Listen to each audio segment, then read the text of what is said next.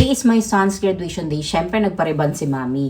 Ang problema kapag ganitong bagong reband ka, may amoy yung product. Kaso, syempre, bawal maligo for 3 days. Kasi hihintayin mo nang mag-build up ng oil yung buhok mo. Sa ngayon, wala pang oil yung buhok ko kasi yesterday lang ako nagpa-reband.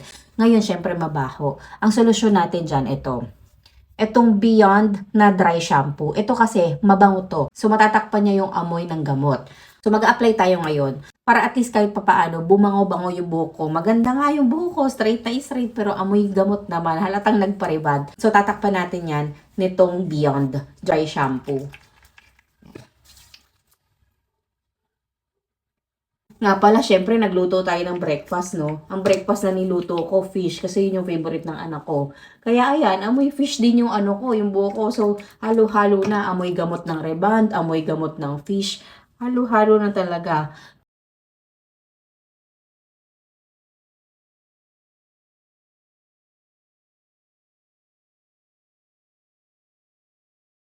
At least amoy shampoo siya talaga. Ang sarap pa niya sa buhok, ang lamig.